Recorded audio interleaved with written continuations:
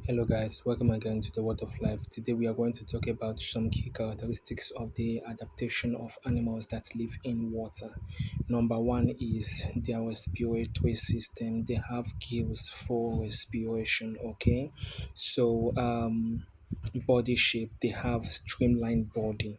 Okay, that helps them to swim very well in water. Then three, we have locomotory organ. They have fins, they have flippers, they have webbed feet, and also they have strong tail steer that helps them balance in water. Then we have insulation and protection. Now, aquatic animals often have a thick layer of bulbar oil, okay, that helps them for temperature regulation. Then we have specialized sensory adaptation. They have um, fins and some vibratory organs that helps them to detect some movement in water. Then we have osmoregulation. They have mechanism that maintains salt and water within their body. Then we have reproduction. They lay eggs, okay? They lay eggs in the water, which are often sticky, guided to protect them for predators, okay? Then we have some key characteristics of aquatic and also the terrestrial animals. Then, while aquatic animals breathe with the aid of gills, terrestrial animals also respire with the aid of lungs, trachea, and skin. Okay, then we have movement. Aquatic animals have fins, flippers, and webbed feet, while terrestrial animals have legs and wings, okay, for movement. Then we have body shape. Aquatic animals have streamlined body, while terrestrial animals have different body shape that enable them to adapt properly on land. Then we have some adaptation of animals in water and also salt water, and adaptation of animals in fresh water. Okay, so let us take it one after the other.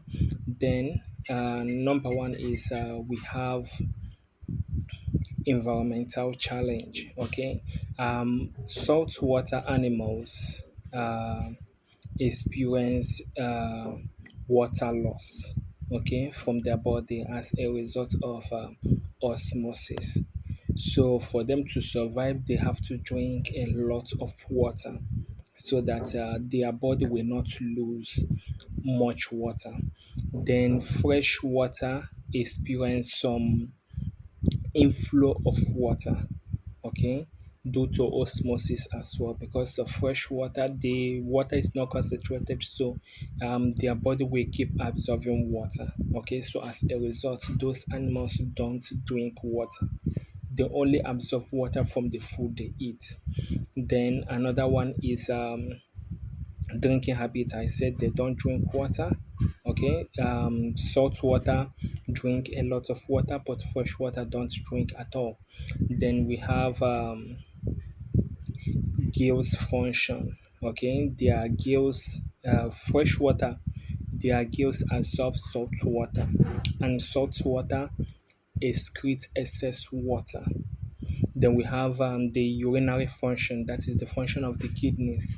So in salt water, the kidneys release a smaller amount of urea, okay, so that the body will be concentrated, okay, because there is a outflow of water, so they have to regulate their salt balance.